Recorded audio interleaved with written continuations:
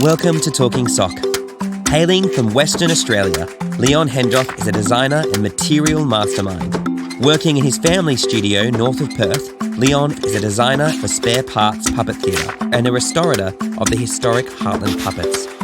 He handed over a whole lot of his puppets to me to try and keep this tradition of marionette art going. Join Leon and I now here on Talking Sock.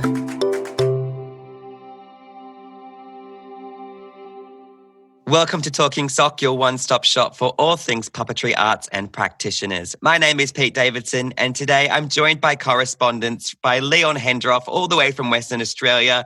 How was it going back there in the past? Welcome to the future. We're talking with a 2-hour time difference. How are you doing, Leon? Hi, Pete. Thanks for having me. It's great here in the past. I mean, you should be telling me what's in the future. What do I need to prepare for in 2 hours' time? Well, if you're in Melbourne, rain. Plenty of rain. Leon, where in Western Australia are you now? So I am in Quinns Rocks, which is about an hour's drive north of Perth. But yes, my work does take me all around quite a bit of WA to Perth to Fremantle quite a bit. And before all this lockdown, around the world and around Australia. So, Leon, why puppets? So, puppets. Why puppets? Good question. It's been a thing since childhood for me. Saw a puppet show put on by our primary school drama teacher at the time. And there was something about the animated characters that caught my imagination. And I think it's this interesting... Well, for me, not for everyone, puppetry is not for everyone, but for me, it is this sort of step further in theatre.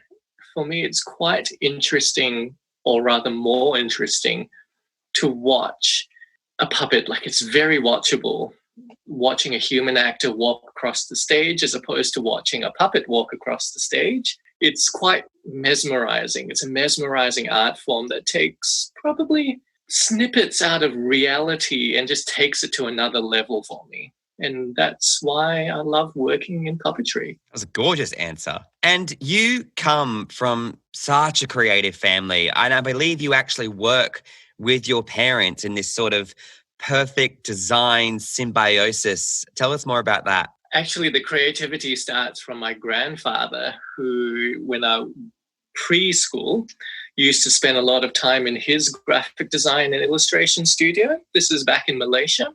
And I sort of have always grown up in this sort of creative environment. My dad's an interior designer. My mum used to do Chinese brush painting.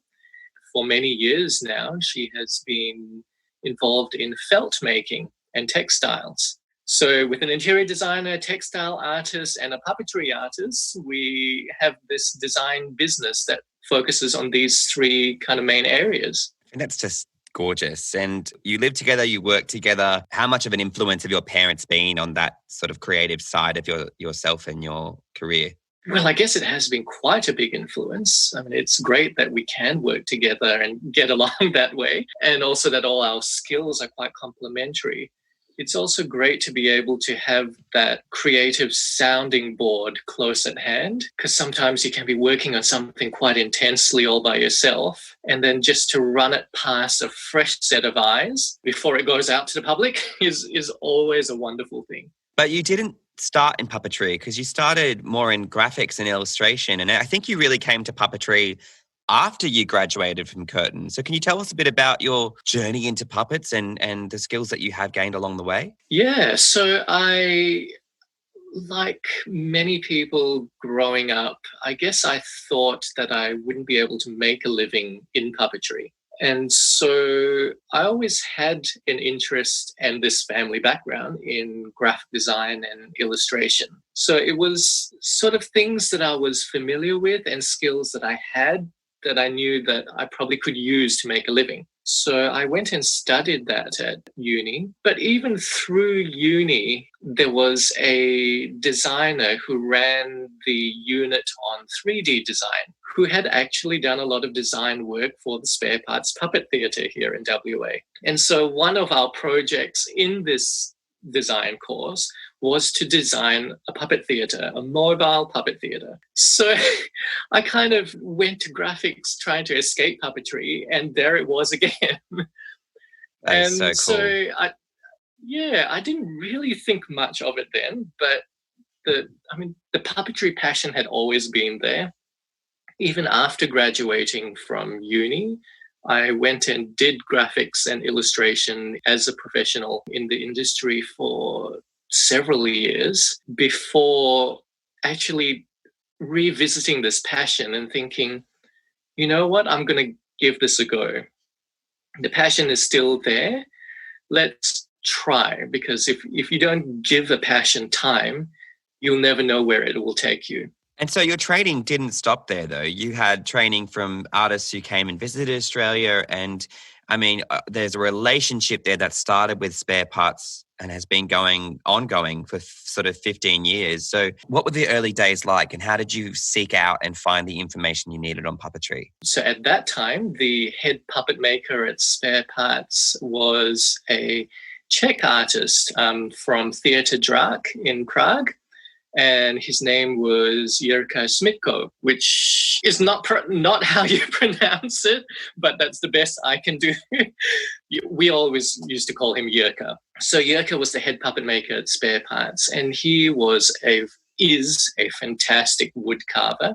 Working with wood, he also used to build wooden boats, like real boats that you can sail. So at that time, a lot of the beautiful puppets that came out of Spare Parts were beautifully carved, and a whole lot of wooden mechanics and technology. I was really interested in that, and he was one of the artists that I learned from. Taught me how to carve my first puppet, and his technical skills were fantastic, which I still use today as well. Other artists that came to Australia from overseas, which were a great influence, were the Chuanzhou Marionette Troupe from China. So in 2008, Perth hosted, I think it was then the 20th Unima Congress. And so one of the international guest groups that came was this group from China. And they did amazing things with marionettes. Marionettes pouring cups of tea into cups and then picking up those cups and drinking that tea, pulling swords from their holders and then putting it back in, all with strings. And so this really fascinated me. I've always been interested in marionettes, but I mean, this took marionette puppetry to another level for me. And so after this World Puppetry Festival and Congress in Perth, they actually ran a masterclass in Melbourne. So I was there. to learn from them as much as I could, which was fantastic. I mean, let's get into the technicals of that. How did you learn how to do that kind of manipulation? This is a puppet podcast, so we can talk about how someone gets a sword into its sheath and how you pour and drink a cup of tea as a marionette. Did you actually learn the specifics of how they do that? We didn't get to do that ourselves. They showed us. It actually started off quite slowly because we went through about 2,000 years of history of puppetry in China. And which was interesting too. But later we had some hands-on experience with some of the puppets. So obviously our first time with quite unique controls, which was just a kind of like a paddle that looked somewhat like a squarish table tennis paddle with all the strings coming off it. So no fancy contraptions for leg movements or hand movements. We had to pick the strings individually with our fingers and form those kinds of configurations that these other more fancy controls do with our fingers, which was actually really eye-opening because sometimes with marionettes, when you're working through the strings, it's already so remote. So when you add another piece of contraption, like a wooden bar or a wire, which controls that string, it removes your touch or feel through the string down to the puppet even that little bit more. So this was great in that I guess it made us feel what that control piece is doing, but we actually can feel it ourselves through our hands, through our fingers. And I think that's a great concept, especially when working with string puppets. It sounds very similar to the kind of controls that Philip Huber makes in terms of the paddle style, as opposed, if you've got a comparison here, Philip Huber's is all on one hand with the strings, like you've mentioned, whereas someone like Ronnie Burkett would have a tilting, all one-handed trigger-based. It's complex. It's amazing. I was actually just at Danny Miller's house the other day, and he was showing me the different styles of controls and mechs associated with it. And I love the idea of the contact that creates and how important gravity is to the marionette. And so this goes to another question, because one of your most famous and recognizable puppets is a giant marionette, effectively, that is pulled on cables and was very popular at a number of festivals. Can you tell us about that marionette and also the material choices that you went into with that marionette? Sure. So we are talking about String Symphony and the giant 4-meter tall puppet called Leo, which is actually made out of over a kilometer of woven rope, hand-woven rope. And I didn't just weave it just for fun. It actually symbolizes the ropes coming together, all the 12 ropes that control it, and the 12 individuals at the ends of each of those ropes, all coming together as one, working together as one. So this particular puppet, it's made out of garden materials. It was made and designed for outdoor festival and events works. Here, like the Joondalup Festival that actually commissioned that. I mean, we've been rained out at festivals. We've had strong winds. It's basically, so we made as weatherproof a puppet as possible. The structures are made out of reticulation tubing, plumbing pipe, garden trellis. The rope is marine rope. And a lot of the fixings are actually fixings that you would find on ships, sailing ships. So the pulleys, the stainless steel clips and rigging. Previously, I used to use cane, which is a lot more traditional technique, cane paper or cloth covered for structures. But we actually here in WA went through a number of years where cane wasn't being brought in anymore. Right. And so we had to, I had to look for other materials during that time. And now that I've tried, for example, the reticulation tubing, I actually prefer it. I mean, it doesn't snap as easily as cane. It's lightweight as well, although there are properties of cane that the tubing doesn't have. So there's pros and cons of both. I'm really keen on your material approaches because I first met you properly at a workshop that you held here in Marrickville in Sydney, run through Kayasugi and through Unimar. And I got to build the elements of my first sort of large-scale puppet, and using the same techniques that you used in String Symphony, I was blown away by the accessibility of the materials that you've come to become quite comfortable with. And it's hose piping, it's cable ties, it's garden trellis mess, it's rope, it's really things that are so easy to cut up and put together again. And I found the pace in which you can create and draft something so exciting. But you also do amazing work with polypropylene and with paper. Where did all this material knowledge come from, and how did you develop it over time? And what are your preferred materials for working with puppets in different forms? I guess to answer that question, we've got to take quite a few steps back, which is to say that most of my training has been or most of what I do has been self-taught. There hasn't been access to puppetry training as such here in WA and perhaps around Australia as well. I learned a lot of things from books, looking at other artists' work around the world, videos, and also just experimenting and playing with materials that were close at hand myself.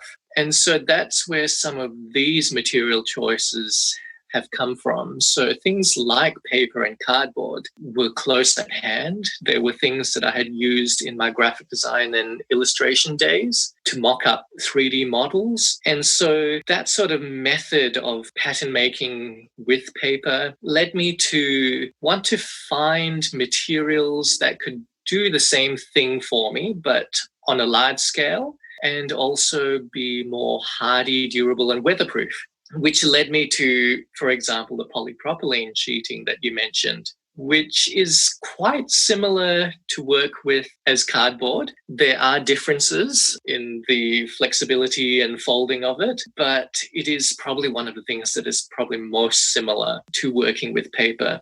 I guess from there, it kind of branched out to sometimes needing a bit more structure. Therefore, I would add a cane bone type structure inside. And then when cane wasn't available, it led to the reticulation tubing. I guess it's been this progression of what has been available. I think puppeteers and puppet makers especially are great at improvising with whatever's available, because there isn't this great, fantastic kind of wonderland puppet shop of puppet making materials specifically that you can go to. And so whatever serves the purpose the best, whether it's choosing a material for its weight or its durability or how you can manipulate it, I guess it's influenced by what you're familiar with, what skills you have that you know you're strong with, that you can translate into these materials. It kind of is an evolution, a choice of materials evolving. It really is something to say about Australian puppeteers in that, you know, we make do. And in making do, we find those limitations actually open up capacities for us to innovate. And I think that's really, I think that you're kind of the epitome of that in a lot of ways.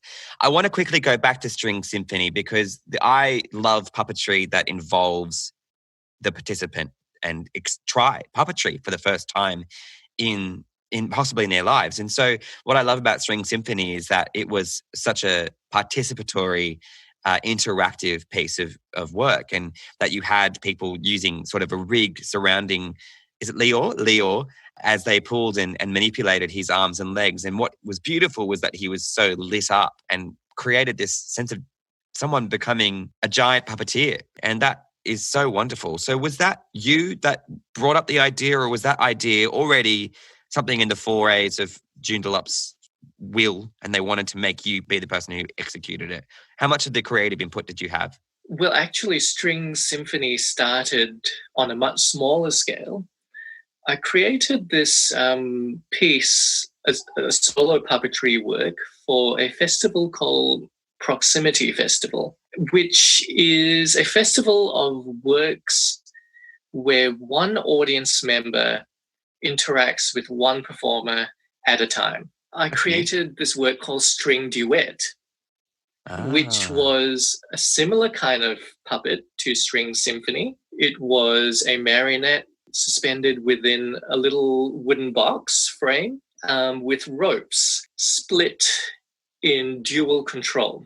So one side of the puppet, all its ropes came over to the performer's side, and the other side of the puppet went over to the audience member's side. And so it was this very intimate one-on-one dialogue, which didn't actually have any words. It was just the two people bringing to life this one puppet through their non-verbal communication and feeling each other through the strings. When one person pulled, you could feel the pull coming through your strings. And so there was this whole give and take, and this kind of non-verbal conversation played out. That was a really interesting experience, which a few people kind of mentioned after seeing it or having experienced it, that it would be wonderful to be able to, for more people to experience it. And that's where the idea of String Symphony came about, to take that smaller scale work and get more people involved. So instead of a duet, it became a symphony of 12 people on the 12 ropes that control this puppet to bring it to life. I love the idea of nonverbal communication and communicating through the strings, and the pull that a puppet can have on you is also elicited in that pull that you have on it. Ah, gorgeous. Look, we don't know a lot about festivals in WA. We're on the East Coast here, and there's a big amount of distance between us. And so I would really like to talk to you and ask you more about your involvement with Joondalup and what other festivals are available to you as puppeteers in WA. Joondalup Festival has actually grown quite a bit in recent years, and it has started to attract international and national interest and artists as well. It's been great having a festival. So Joondalup is closer in proximity to me where I am in Queen's Rocks than, say, Perth or Fremantle. And so it has been great to be able to work a bit more locally. And this festival has provided that opportunity. There's of course the major Perth festival, like you have the Sydney Festival and Melbourne Festival, which has been great inspirations from artists coming from all over the world, including Royal Deluxe, which came to Perth some years back, which was absolute inspiration. There is also several Fremantle festivals, including the Fremantle Street Arts Festival, which specifically focuses on artists and shows, performers that work on the streets. And so that has been great inspiration for festival works. These are probably the major ones in WA, closer to Perth, that is, because WA is so big. So there's the northern part of WA that has heaps of festivals themselves, and there's the southern part of WA that also has their own festivals. And because WA is so spread out, and there aren't really many puppetry artists specifically, I guess these sort of festivals and events are also great opportunities for us to come together and see each other again, just to provide that sense of community being so spread out. Would you consider yourself a puppeteer, a puppet builder? Would you consider yourself a puppeteer and builder that specialises in large scale? How would you brand yourself in among all these works that you've done? I guess recently I've just been calling myself a puppetry creator. I mean, a lot of my work is for festivals and events, but also I guess the base of it still is in designing and making for traditional theatre performances. So I suppose puppetry creator kind of covers a few things, not just the designing and making, because the designing and making is also influenced by the direction, the performance, how things are going to be used. And before all that, deciding what things are going to be used, what sort of puppets, what sort of puppetry are we creating. It's quite a collaborative experience, which I'm sure you must have heard a lot in puppet theatre, which I think is important to this particular art form. While I do specialize a lot in maybe design and making, I do also perform the puppets. And I think as a designer and maker, it's important that you know how to perform a puppet, because that will influence the design and making of it. As well as I've been interested in seeing how a lot of different artists direct and create works. That I think also has helped kind of inform and develop the design aspect for me in having this experience with these directors and creators as well. I mean, your other work comes down to designing spaces such as the foyer space at Spare Parts Puppet Theatre, and you've also done a number of Christmas window designs. And tell us about your relationship with Spare Parts and how you've managed to go into all these other facets of interior design from what you do with them. I guess I'm still designing for puppetry. So I wouldn't say I'm really getting into interior design as such. It's more designing interactive puppet displays for the foyer at Spare Parts, which is not too far from designing interactive puppetry works like String Symphony, String Duet. As far as Christmas windows go, that actually stemmed out from the Unima 2008 festival. So it's interesting where the journeys take you. But during that festival, I actually teamed up with another artist, Brian Volchin, and we both created puppets for a little puppet shop at the Unima festival, because we felt that was something that was missing. I mean, there's like thousands of puppet crazy people coming from all over the world. It's like, let's have a puppet shop. So in the months leading up to that festival, we created a whole lot of quite simple, different kinds of puppets for sale. And so after that festival, we were left with a little bit of stock. We managed to clear almost all of it during that festival.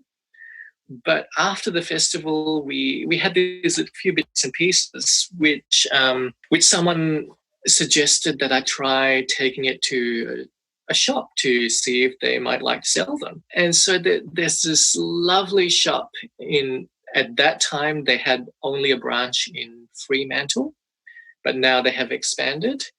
And the shop was called Remedy.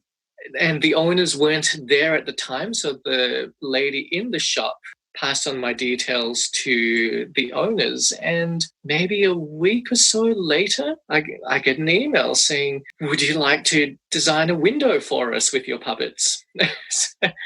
And so that led to our first ever window together, which was called their Footpath Gallery. So we created a window for them right at the end of winter, coming into spring. And so I named it, or rather I themed the window, After Every Winter Comes a Spring. And we used puppets. We used marionettes, we used hand puppets, little finger puppets, some shadow puppets, and created this little display of a little sad, downcast character going through a winter in its life. Oh. And then on the other side of the window, there was spring. So the sun came out, the clouds cleared, it was full of color, whereas the other scene was all in black and white. And it became this thing that uplifted so many people going by, looking at it. During that time, they just had that one shop, but during that time, they were also expanding. And so they opened another shop in another part of Perth during that time of that window. And so they said, let's do something special for the opening Christmas window. And so that started the Christmas window displays for them, which have been going now for about 10 years, I think. So it's been a really interesting relationship and a really interesting journey. Do you think we need a window display of After Every Winter Comes a Spring right now? In the midst of what everyone's going through? Yes, I think we do, and I actually reminded the Remedy owners of that recently, when just before the lockdowns happened, and I think they posted something quite nice and encouraging on their website about it. Oh, that's gorgeous. You are listening to Talking Sock with One Orange Sock and Leon Hendroff. We'll be right back after the break. Make sure you hit subscribe and follow One Orange Sock Productions on Instagram. More with Leon in just a second.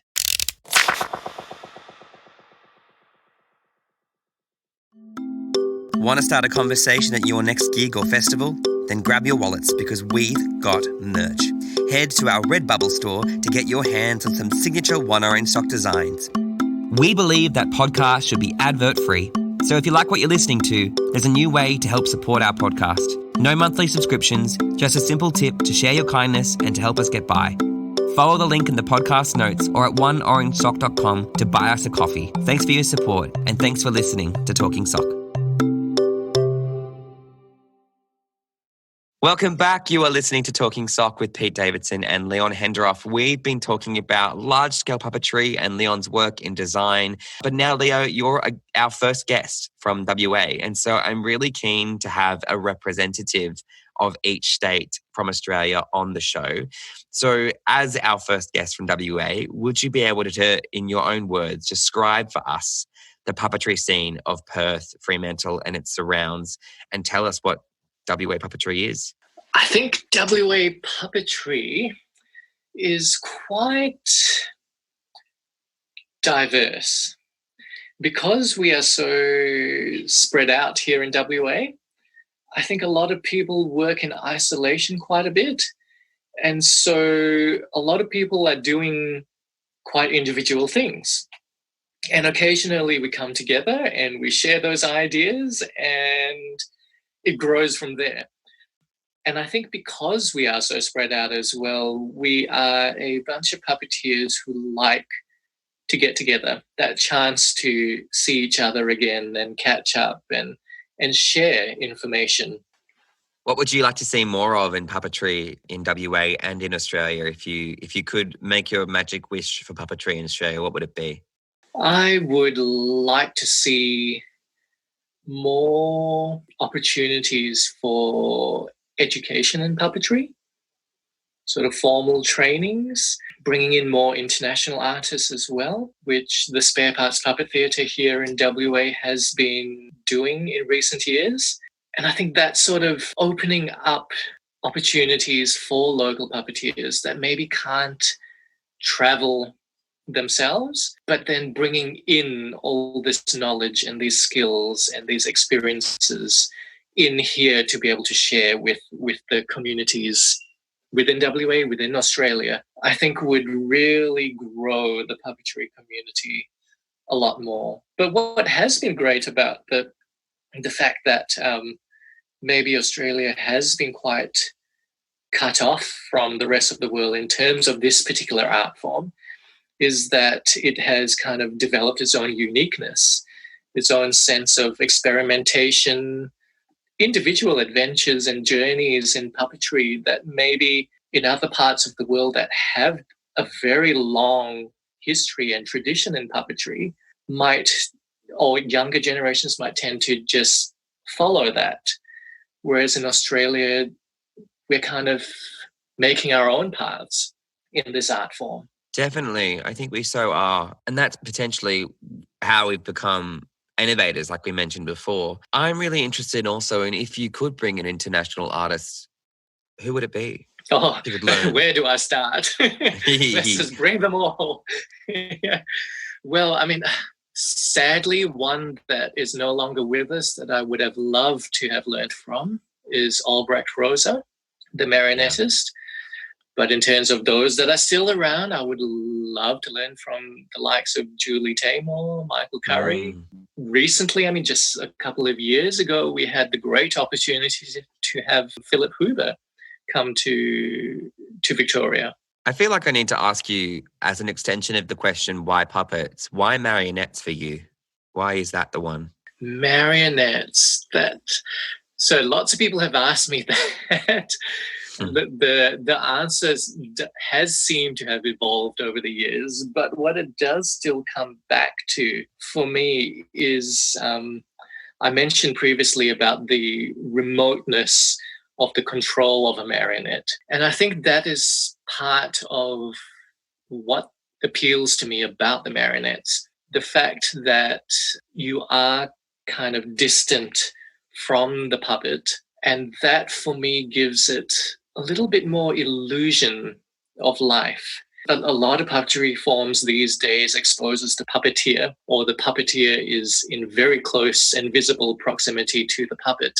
With marionettes, even if you are performing open stage style where you're seen with the marionette, the distance the strings give you between the puppet and the puppeteer, for me, creates that illusion of the puppet coming to life and having a life of its own.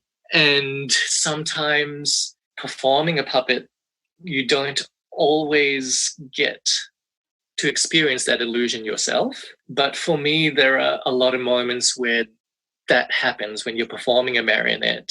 And although you know you are pulling the strings and holding the control, it takes on a life of its own. It feels alive for the puppeteer. And I think that's something that appealed to me from the start with marionettes specifically. I'm so glad I asked you that question. That was a beautiful response and such a poetic way of thinking about marionettes and the distance between yourself and the strings. I love that. Hey, Leon, it's time for our segment called the Geek Out, in which my guest and I mention something that has been getting us through social isolation. My Geek Out for this week has been, actually, it fell upon me this week. We are moving house, and in doing our exceptional clean out, we are going through a lot of the old papers, and we almost burnt a magazine which ended up being saved for me by my housemates. It was an old copy of Australian Puppeteer, which was a Unimar publication that was around way back when. The last copy I found was from 2006, and the other copy I found was from 1998. And who would I find in this magazine but the likes of Richard Bradshaw, Richard Hart, Philip Miller, Sue Wallace, Norman Hetherington, all these amazing names in puppetry that I've just been speaking with. And it has been a real journey checking these articles out. I saw Sue Wallace's write-up on her Churchill Fellowship that she did in 2005 about researching puppet centres all around the world. It was like accessing a puppet history, a puppet archive that gave me all the answers to the questions I'd already been asking. And so what I found out is that the Unimar website actually has archival copies of all these magazines that you can check out digitally. And so a Unimar Australia website is kick-ass and has been an amazing piece of information and as a resource for me. So that's what I've been geeking out on. Leon, what you geeking out on? Well, in isolation, I suppose it's been similar to you. It's just a larger version of a magazine. So over the years, having to teach myself a lot of puppetry and the skills in it, I've amassed quite a collection of puppetry books. And I have been revisiting quite a few of those for inspiration and just to get some of that excitement back again from past artists and work that I've been looking at. So things like the book Playing with Fire on Julie Taymor. Oh, he's come prepared, Eileen folks. Blumenthal. Eileen Blumenthal and Julie Taymor. Okay, tell us more. Which other books have you got? Oh my God, this is so exciting. He came prepared, folks. Okay.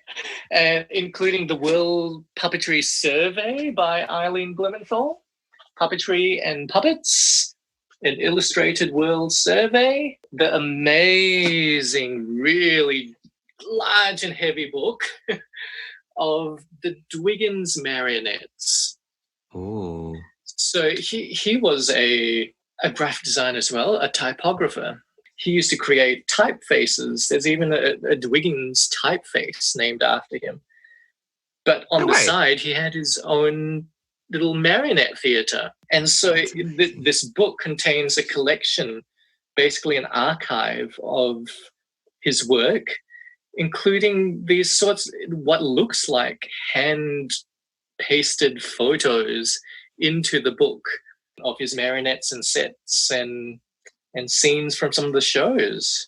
Oh my God. So that's some of the books. And other books like the Handspring Puppet Company book, Engineers of the Imagination for large-scale puppetry, and even what looks like a little Bible in its chunkiness about the bread and puppet theatre.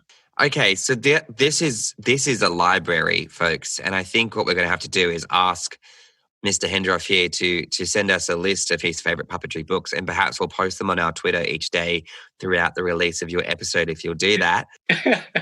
I might be able to. It might take a while. It might be a very long list. We're okay with that. We're here for puppetry. We're here for all the resources and information we can get. Wow, that sounds so fantastic. And my God, there's so many different books out there. I was actually messaged by Kay Yasuji yesterday about a puppetry book that she has recently located a digital copy of, and I'm just going to bring it up now because it was so good. It was the Hartland Marionette Puppets, How I Make Marionettes book by Peter Hartland, the creator of the Hartland Marionettes. And it was so good to check this out yesterday as I was making marionettes with Danny Miller. So there is such a wealth of information in books, believe it or not, folks. We've lost books. Let's bring them back. Leon, I also hear that you restore puppets as well. Yes, yeah. And in fact, that is a really great lead-in because some of the puppets that I have been restoring are the Hartland marionettes. No way. Because Peter Hartland was one of our pioneers of Western Australian puppetry before moving to the East Coast to do puppetry on TV and the nightclub scene there. And then came back to, he was an advisor to the education department here in WA on puppetry.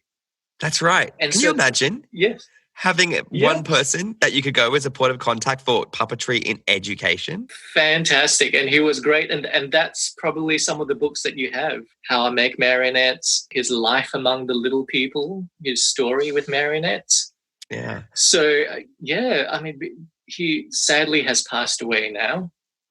But before he did, he was also sadly suffering from Alzheimer's. And before things got really bad, he handed over a whole lot of his puppets to me to try and keep this tradition of marionette art going. So there is a collection of the marionettes at our Performing Arts Museum here in WA under His Majesty's Theatre. And a lot of the collection is also now with me to try and keep that art form alive. And I use those puppets in teaching and workshops because they're so well made. And Are to you be able kidding me? to... This is amazing. Yes, and I mean, to be able to restore and to be able to see and look at intimately these puppets by such a great puppet maker and puppeteer has really helped in learning how to make marionettes myself. For sure. And so what has changed? Is the material the same? What have you learned and pulled away from restoring those beautiful historic puppets?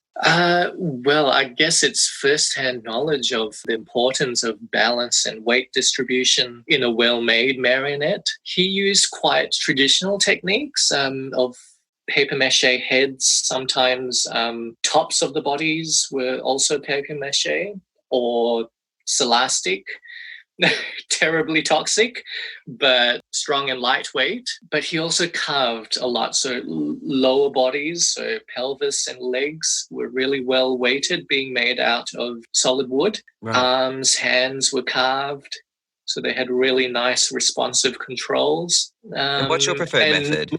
A combination. So papier-mâché. I've also experimented a bit with the ready-to-use papier-mâché clays, which you can get from places like Riot Art and Craft.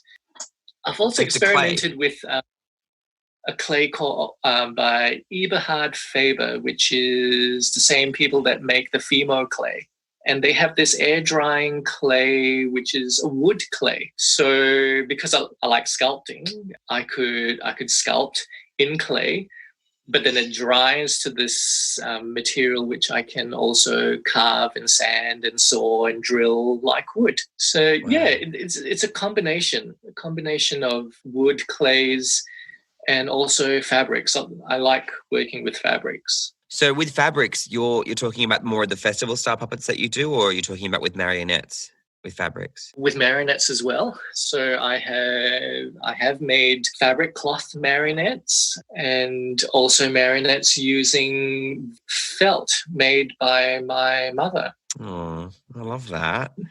With your marionettes that you make, how much influence do your parents have into the characterization and the materials that you use? Apart from just the felting, there must be others. Well, the felting, because once again, it's a material that's at hand here in this particular studio. No, I think they kind of leave the puppetry thing to me.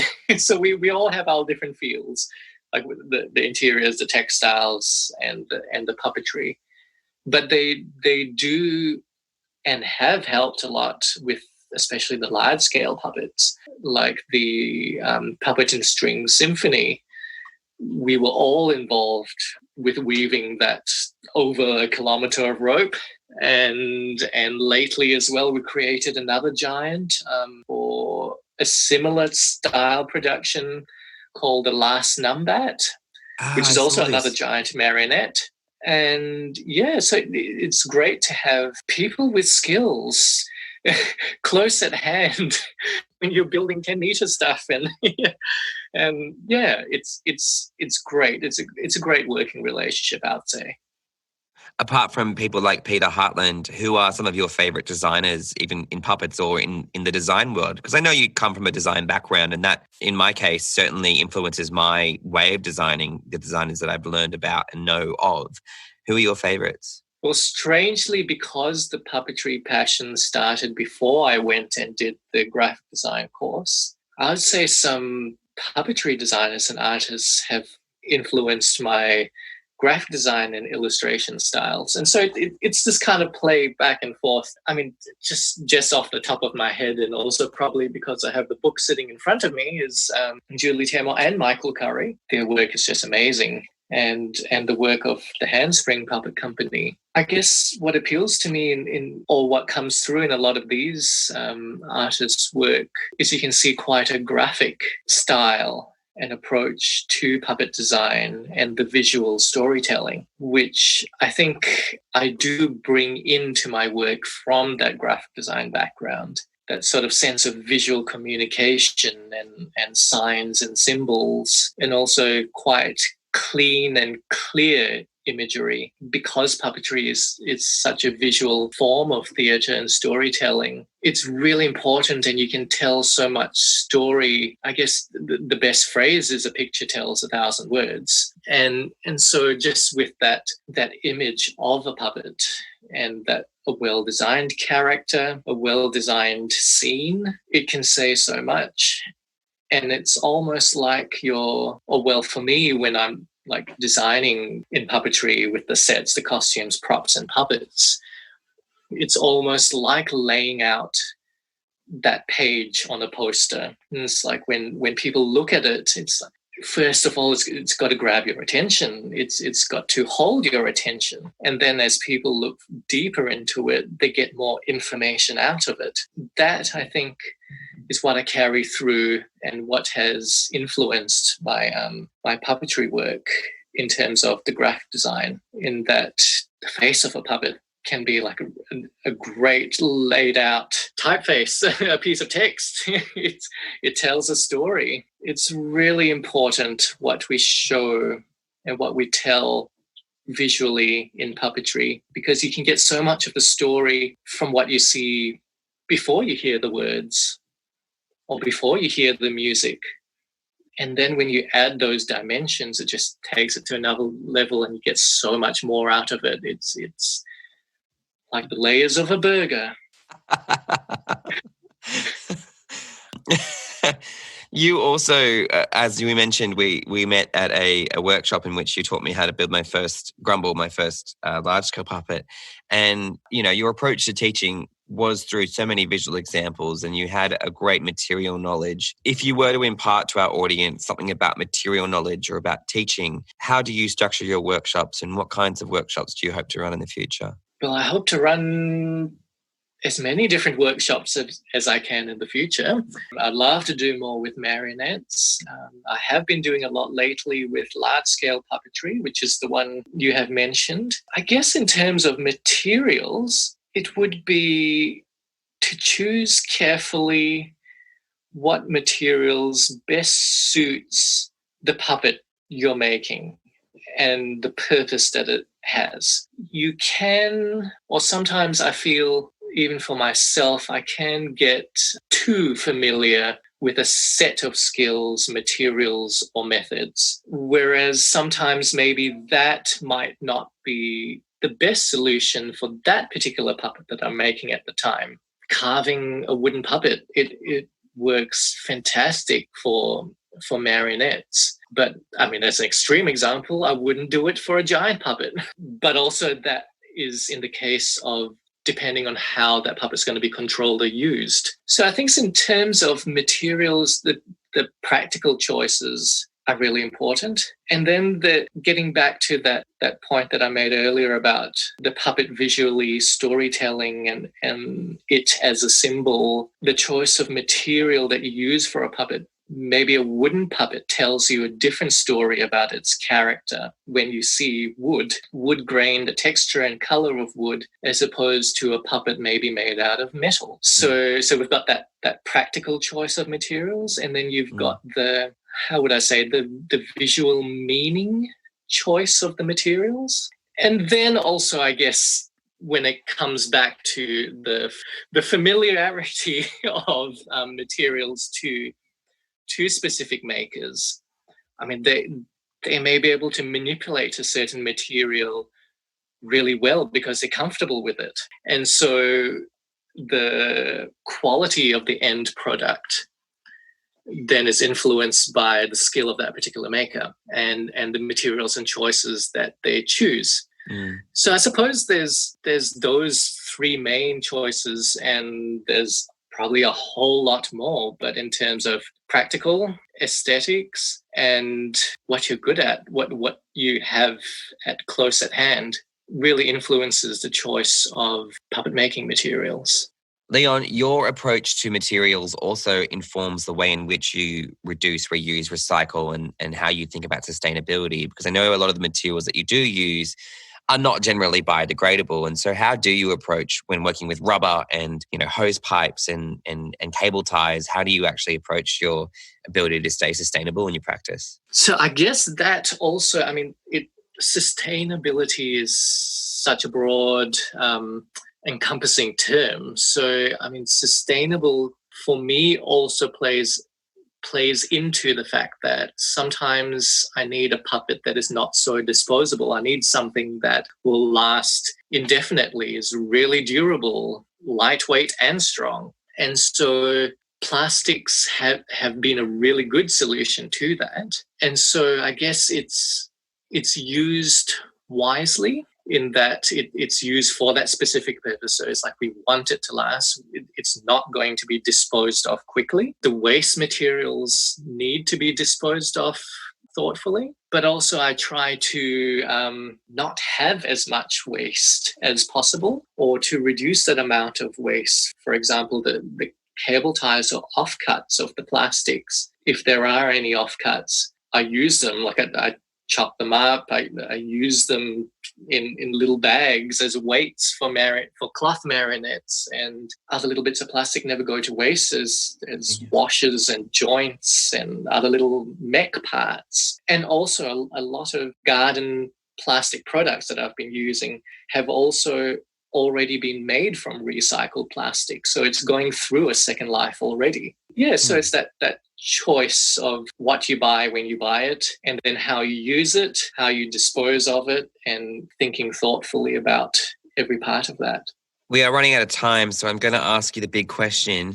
Lastly, in your puppet journey, is there anyone you would like to thank, and tell us why? Okay, I would like to thank someone that unfortunately is not with us anymore, but it's the person who got me into puppetry in the beginning, who was my primary school drama teacher. Aww. So Penny McBurney, all those years ago in the Inglewood Primary School, she did this little puppet show for us because she had a little puppet theatre on the side to teaching. One day she used our class as a test audience for a show that she was developing, and pretty much from that show, in a few minutes into that show, I was hooked onto puppetry, and it's been an ongoing journey since. So I think, and she encouraged that interest and lent me books, and like knowing that there isn't really much, and especially back then that there wasn't really much opportunity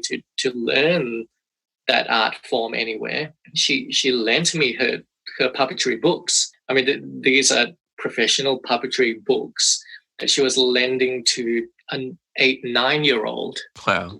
So it's like that trust with the material and that encouragement to pursue it, I'm really grateful for. And there have been other people like that throughout my puppetry journey. But this is the person who started it, and I'm very grateful for it. Leon, we are out of time. Thank you so much for talking sock with us today. You can find Leon by Google searching Leon Hendroff, and you'll find his website and you'll find his profile in Spare Parts Puppet Theatre. Thanks for listening with us today, and make sure you subscribe for more great puppetry arts and practitioner interviews. I've been Pete Davidson, that puppet guy, and we'll talk sock again soon. Bye. Thanks for listening. Now we want to hear from you. Each week we'll post a series of questions related to every interview. Join the conversation on Twitter @TalkingSockcast. You can help us bring puppet power to the podcasting world by hitting subscribe, liking our socials, and telling your friends. Like us on Instagram at One Orange Sock Productions and check out our episode blog at oneorangesock.com. You can support our podcast by pledging to us on Patreon. Your support helps fund our audio mastering, interview transcriptions, and much, much more. Find the link in the podcast notes and earn yourself a shout out on our socials. Head to our website at oneorangesock.com or talk to us on Twitter to see how you can show your support. Our music is composed by Elizabeth Maniscalco and our cover art is by Chad Barnier. Without them, this podcast wouldn't be possible. Stay tuned. We'll be back soon with another great episode of Talking Sock.